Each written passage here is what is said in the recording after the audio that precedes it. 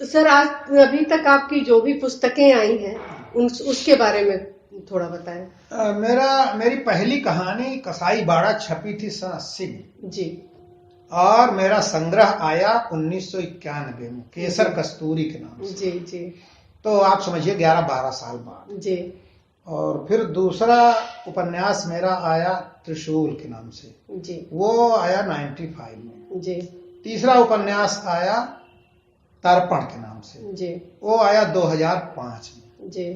फिर अभी दूसरा कहानी, इसके बीच में एक मेरा लेखन कला पर जी। और जो लेखक का अंतर जगत है, जी। कहानियां कहाँ से निकलती हैं, कैसे पैदा होती हैं, जी। कहाँ से लेखक उसको कलेक्ट करता है, जी। अपने रिजर्वायर में कहाँ से लाता है, जी। रखता है, उसको पालता पोसता है और उसको कहानी की शक्ल देता जी। है। वो टूल्स क्या हैं, क्या हो सकते हैं, जी। हर लेखक के अलग अलग होते हैं। जी। यानी लेखन कला पर और लेखक के अंतर जगत पर जी। एक किताब मेरी आई है, उसका नाम है सृजन का रसायन। सर, इस पर थोड़ा प्रकाश डालें कि लेखन की कला क्या होनी चाहिए और लेखन का अंतर जगत कैसा होता है। देखिए, लेखन कला क्या होनी चाहिए जी। और लेखक का अंतर जगत जी कैसा होता है। जी। कला के बारे में तो कुछ बात की जा सकती है, बहुत सारे लोगों ने कहा है जी। लेकिन मेरा ये कहना है कि किसी दूसरे लेखक के पास उसका जो टूल है जी। ये जरूरी नहीं कि वो टूल आपके भी काम आ जाए। अच्छा जी। हर लेखक को अपना टूल डेवलप करना होता है जी। उसके साथ साथ कुछ कॉमन चीजें होती हैं, जैसे अभी आपने ऑब्जर्वेशन की बात किया, जैसे चीजों को याद रखने की बात, द्रवित हो जाने की बात। संवेदना लेखक के लिए सबसे जरूरी चीज है। जी। दूसरे के दर्द को जितना हो सके अपने दर्द की तरह महसूस करना। दूसरे की उंगली कट गई तो उसको कैसा झटका लगा, ये जितना नजदीक तक आप महसूस कर लेंगे उतना ही आप सफल लेखक हो सकते हैं। तो आप संवेदित होइए दूसरे के दर्द से। मेरे साथ यह है कि छोटा कुत्ते का पिल्ला भी बाहर अगर रोने लगेगा तो मैं दौड़ कर देखने जाता हूँ कि उसको क्या हो गया।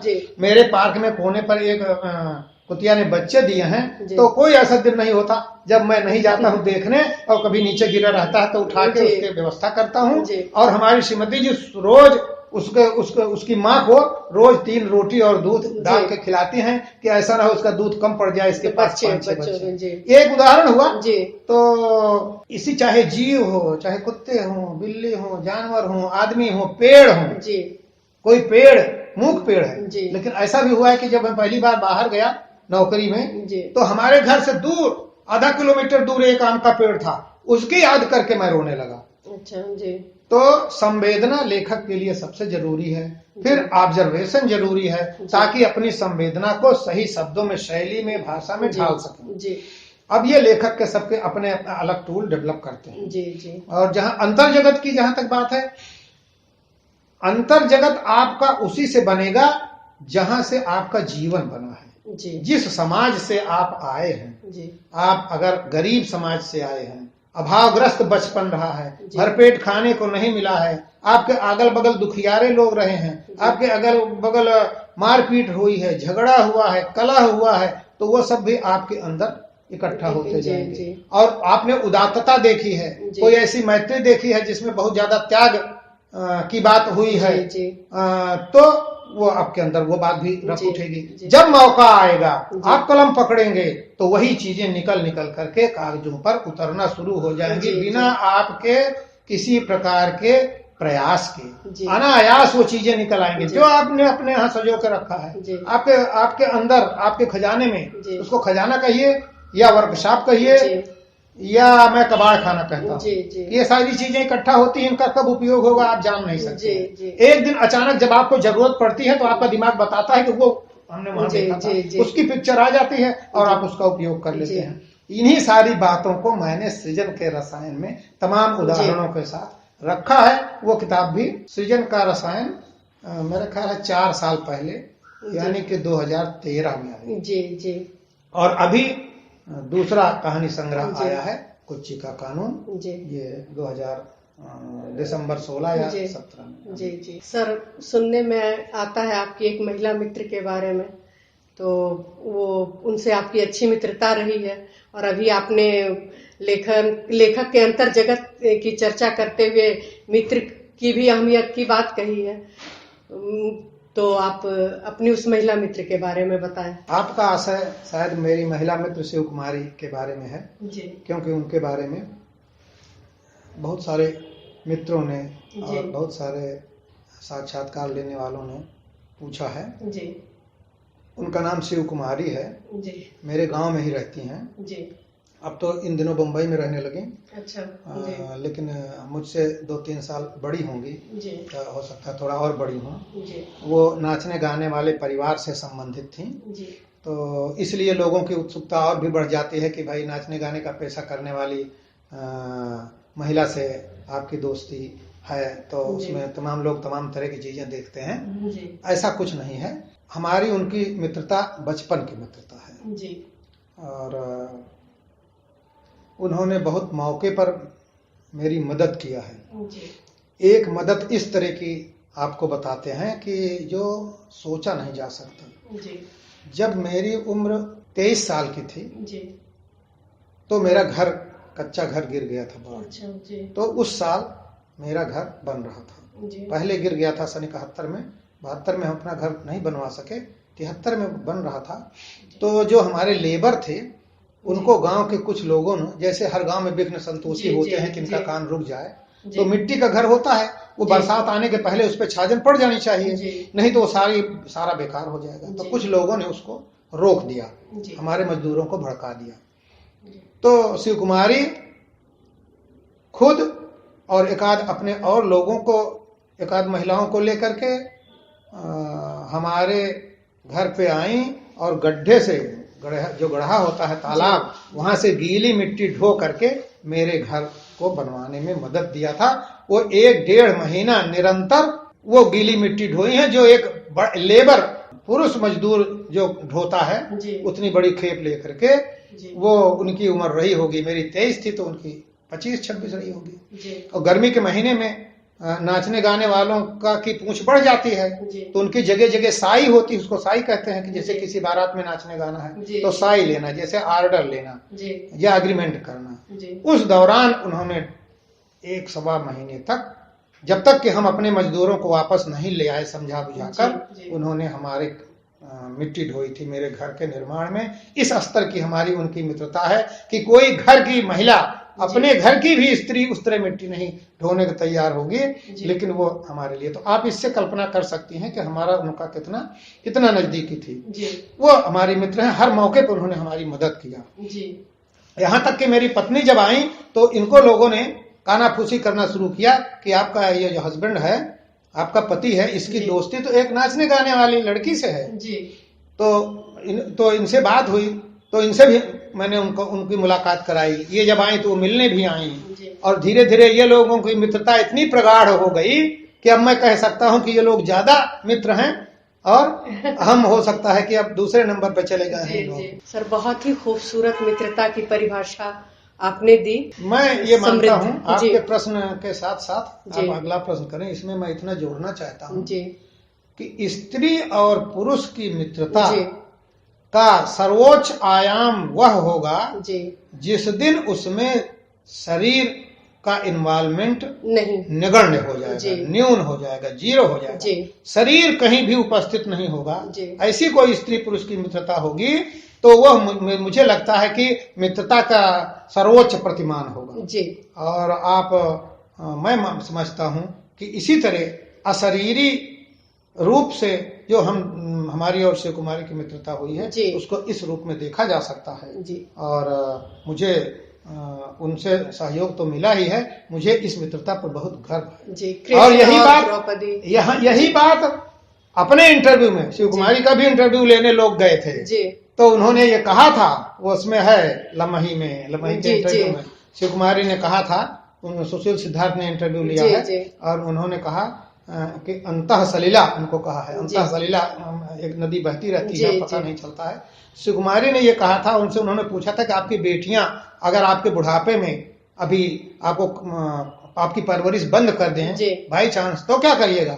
जी। तो उन्होंने कहा कि मैं क्या करूंगा, मैं मास्टर के घर आ जाऊंगी, मास्टर जी के घर आ जाऊंगी। वो मुझे मास्टर जी कहते हैं, मैं उनके बच्चों को ट्यूशन पढ़ाता था। तो कहते हैं मुझे क्या सोचना है, मैं मास्टर जी के घर में आ जाऊंगा। इतना भरोसा है अपनी मैत्री पर। सर, जब हमारी बात शुरू हो रही थी, आपने अपने बाल विवाह की बात बताई और वो एक छोटा सा बच्चों का झगड़ा भी हुआ था, बाद में आपकी पत्नी हुई, तो क्या कैसा रहा आपका और आपकी पत्नी का संबंध? मैं जहां तक पहुंचा हूं जी, चाहे लेखन में जी, और चाहे नौकरी में, जी, नौकरी में भी मैं जी, एक अच्छी जगह पर गया जी, और उसके लिए कॉम्पिटिटिव एग्जाम देना था। जी, और वो आसान नहीं होता था, लाखों बच्चे देते थे तो उसमें 10-20 का सिलेक्शन होता था। जी। मेरी पत्नी मेरे घर आई तो उन्होंने पूरे घर का चार्ज ले लिया, संभाल लिया, मेरी माँ को मुक्त कर दिया हर प्रकार के काम से। और धीरे धीरे, मेरी पत्नी पढ़ी नहीं थी, वो कभी स्कूल नहीं गई। कितनी उम्र में वे फिर आई आपके ये साथ? मेरे यहाँ जब ये 17 साल के रही होंगी, मैं 18 साल का था, तब ये हमारे यहाँ आई। जी, और आते ही इन्होंने बहुत जल्दी सब कुछ समझ लिया। जी, और ये जब इनको पता चला कि नौकरी, अच्छी नौकरी पाने के लिए किसी सिफारिश की और किसी रिश्वत की जरूरत नहीं है। जी, अच्छी नौकरी पाने के लिए कुछ किताबें पढ़ने की जरूरत है। जी, उन किताबों में जो लिखा गया है जी, उसी को लिख देना है जाकर। अच्छा, तो अगर इतना कर दिया जाए तो अच्छी नौकरी मिल जाएगी। अच्छा, क्योंकि वो पढ़ी लिखी नहीं थी, जी, जी, तो उनको और विस्तार से नहीं पता था। इतना पता चल गया कि इन किताबों में जो लिखा हुआ है वो अगर पूछा जाएगा और ये बता देंगे, लिख देंगे, तो नौकरी मिल जाएगी। जी। तो इन्होंने, हमारी पत्नी ने ये कहा कि जब नौकरी मिलना इतना आसान है, अच्छा, आपको धूप में खटना नहीं पड़ेगा, हल नहीं जोतना पड़ेगा, फावड़ा नहीं चलाना पड़ेगा, मेहनत नहीं करनी पड़ेगी, छाए में बैठ करके, धूप के बजाय छाए में, घर के अंदर पेड़ के नीचे बैठ करके इतनी 8-10 किताबें आप दिखा रहे हैं, तो इनको याद कर लीजिए, जो इसमें लिखा है पढ़ लीजिए और जाके लिख दीजिए, नौकरी मिल जाएगी। इससे आसान काम तो मुझे नहीं लगता। मैंने तो अगर पढ़ा होता तो मैं तुरंत कर लेती। अच्छा। तो इन्होंने कहा कि अब मैं सारा घर का काम मैं करती हूँ, जो भी खेती का काम है, चाहे पुरुष के करने वाला चाहे स्त्री के करने वाला, वो सब मैं अपने जिम्मे लेती हूँ। पिताजी साधु हो चुके थे, माँ एजेड हो चुकी थी, एक छोटी बहन थी, यही समझिए सब कुछ थी मेरे पास। इन्होंने मेरी खेती को अच्छे ढंग से संभाला और मुझे मुक्त कर दिया कि आप कॉम्पिटिटिव एग्जाम दीजिए और ताकि अच्छी नौकरी मिले। तो मैंने दिया और ऐसा संयोग था कि 1 साल मैं रेलवे में सिलेक्ट हो गया और उसके बाद और एग्जाम दिया तो मैं उत्तर प्रदेश के प्रोविंशियल सिविल सर्विस में सिलेक्ट हो गया। तो अच्छी नौकरी जो इनकी धारणा थी या जो किसी भी धारणा होती है वो मिल गई। उसी के साथ इनको लगा कि ये कहानी भी लिखते हैं, तो 1-2 कहानियां हम देखा, इससे क्या होता है। मैंने बताया कि इससे भाई नाम होता है, लोग पसंद करते हैं, एक अच्छे आदमी में गिनती होती है और आपके मन में जो दुख है, दर्द है, वो सब व्यक्त होता है, तो उसका एक अलग आनंद होता है। तो इन्होंने कहा कहानियां तो भी बहुत सारी हैं, दुख दर्द को भी लिखना है, तो हम लोगों के पास कौन सा दुख दर्द की कमी है, यही लिखिए। इससे अच्छा क्या है। वो मटेरियल भी हम लोगों के पास है, किसी के पास खोजने नहीं जाना है। दुख दर्द कि हमारी माँ बाप बचपन में मर गए थे, जब मैं छोटी थी 6 साल 7 साल की थी तो माँ मर गई, फिर हमारे पिता मर गए, फिर हमको दादा बाबा ने, आजी ने और बाबा ने हमारी सेवा किया, हम लोग खुद मेहनत करके यहाँ तक आए, और वही स्थिति आपकी है, आपके पिताजी छोड़ के चले गए हैं, आप मेहनत कर रहे हैं, ये दुख दर्द तो अपने जीवन में ही है, तो इसको लिखिए। तो ये निरंतर मुझे प्रेरित करती रही और प्रेरित करती रहती हैं अभी भी कि आप आज लिखने नहीं बैठे, आप कई दिन से नहीं लिख रहे हैं, आप इधर उधर कर रहे हैं। तो आप ये मुझे बनाने में, मेरा करियर बनाने में भी और लेखक के रूप में करियर बनाने में भी और अधिकारी के रूप में भी करियर बनाने में इनका सारा योगदान है। मैं नहीं जानता कि घर में कौन सा सामान है, कौन सा सामान कब खरीदा गया, यहाँ तक कि मेरे कपड़े लत्ते जो कुछ भी, बच्चों के इतने, हमारे पास बच्चे भी कई हो गए, तो उस समय होते चले गए, लगा कि नौकरी मिल गई तो लगा आप चाहे 1 दर्जन बच्चे हो जाए क्या फर्क पड़ता है। तब तो दिमाग में यही था ना कि खाना खिलाना है, कपड़ा देना है, तब तो तनख्वाह मिलने लगी, तब सबको खाना खिला दिया जाएगा, जब खेती बाड़ी से कर लेते थे। अभी इतनी समझ धीरे धीरे डेवलप होती है ना। तो जो समझ आज की है वो 10 साल पहले नहीं थी, जो 10 साल पहले थी वो उसके पहले नहीं थी। तो लेकिन उन्होंने सारे बच्चों को संभाला, नाते रिश्तेदार के बच्चों को संभाला, मुझको संभाला, और इनका मेरे जीवन में बहुत बड़ा योगदान है। ये न मिली होती तो मैं क्या होता, कह नहीं सकता। अभी जो आपने बताया, तो ये जो कहा जाता है कि हर सफल पुरुष के पीछे एक स्त्री का हाथ होता है, ये बात आपके जीवन में पूरी तरह से उतरती है। सर, नए लिखने वालों के लिए कोई सलाह, कुछ टिप्स, कैसे लिखें, क्या करें, कुछ या कोई संदेश? नए लिखने वालों के लिए संदेश देना तो मैं क्या दूंगा, लेकिन ये कहूंगा कि जो आप देखिए, जो महसूस करिए, वही लिखिए। लेखन बुद्धि से कम और हृदय से, आत्मा से अधिक होता है। जी। पहले आप संवेदित, जो चीज आपको संवेदित करे, संवेदित हृदय अगर आपका है तो आप जहां भी रहेंगे कुछ न कुछ गलत देखेंगे जरूर, और कुछ उल्लास देखेंगे, कुछ अच्छी चीज देखेंगे, कुछ प्रेरक चीज देखेंगे जिनसे प्रेरणा ले सकते हैं, कुछ ऐसी चीज देखेंगे जो नहीं होना चाहिए, उसको रोक सकते हैं या रोकने का प्रयास कर सकते हैं। तो नए लेखकों के लिए वैसे तो औपचारिक रूप से कहने के लिए कुछ नहीं कहा जा सकता, क्योंकि हर लेखक अपना रास्ता खुद बनाता है, हर लेखक अपना विषय खुद चुनता है, हर लेखक अपनी भाषा खुद निर्मित करता है लिखते लिखते। लेकिन ये कहना चाहूंगा कि लेखनी उठाइए तो न्याय के पक्ष में उठाइए, अन्याय के खिलाफ उठाइए, असमानता के खिलाफ उठाइए, समानता के लिए उठाइए।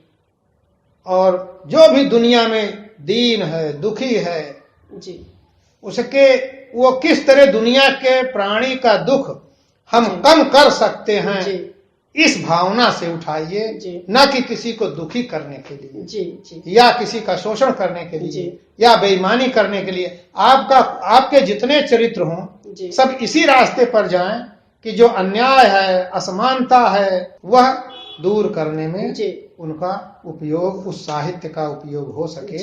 यही मैं, साहित्य सच्चे अर्थों में सबके हित के लिए हो, सबके हित के लिए। जी सर, बहुत बहुत धन्यवाद। आपने अपना कीमती समय दिया और कई रोचक के साथ साथ सार्थक जरूरी बातें हमें बताई। आपका बहुत बहुत धन्यवाद।